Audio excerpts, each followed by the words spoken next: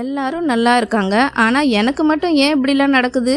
எனக்கு மட்டும் கடவுள் ஏன் இவ்வளோ சோதனைகளை கொடுக்குறாங்க? எனக்கு மட்டும் ஏன் இவ்வளோ வலிகளை கொடுக்குறாரு? இப்படி எனக்கு மட்டும் அப்படின்னு வாழ்க்கையில ஒரு முறை கூட நினைக்காத ஆட்களே இருக்க மாட்டாங்க. ஆனா உங்களுக்கு தெரியாத ஒரு உண்மை இருக்கு.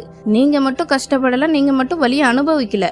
இந்த உலகத்துல இருக்கிற எல்லாருமே வெளியே சிரிச்சிட்டு இருந்தாலும் உள்ளுக்குள்ள அழுதுகிட்டு தான் இருக்காங்க. இந்த ஒரு உண்மையை இன்னைக்கு ஒரு காக கதை மூலம் பார்க்கலாம்.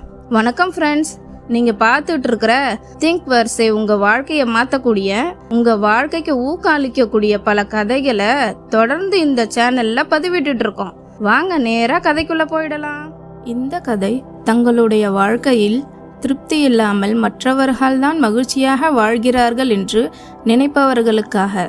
ஒரு நாள் ஒரு காகம் மரக்கிளையில் அமர்ந்து அழுது கொண்டிருந்தது. அதை பார்த்த ஒரு துறவி கேட்டார், நண்பனே, ஏன் அழுகிறாய்? காகம் சோகமாக சொன்னது, யாருக்கும் என்னை பிடிக்காது, எல்லோரும் என்னை விரட்டுகிறார்கள். நான் அன்னப்பறவையாக இருந்திருந்தால் எவ்வளவு நன்றாக இருந்திருக்கும் என்று கூறியது. துறவி புன்னகைத்து கூறினார், முதலில் அந்த அன்னப்பறவையை மகிழ்ச்சியாக இருக்கிறதா என்று கேட்டுவிட்டு வா என்று கூறினார். காகம் அன்னப்பறவையிடம் சென்றது. நீங்கள்தான் உலகிலேயே மகிழ்ச்சியான பறவை என்றது. அன்னப்பறவை சிரித்து கொண்டு, இல்லை நண்பா, எனக்கு நிறங்கள் இல்லை, நான் கிளியாக இருந்திருந்தால் நன்றாக இருந்திருக்கும் என்று கூறியது. உடனே காகம் கிளியிடம் சென்றது. நீங்கள்தான் மிகவும் மகிழ்ச்சியான பறவையல்லவா என்று கூறியது. கிளி பதிலளித்தது, இல்லை, மக்கள் என்னை கூண்டில் அடைத்து விடுகிறார்கள், நான் மயிலாக இருந்திருந்தால் நன்றாக இருந்திருக்கும் என்று கிளி கூறியது. பிறகு காகம் மயிலிடம் சென்றது. நீங்கள்தான் உலகிலேயே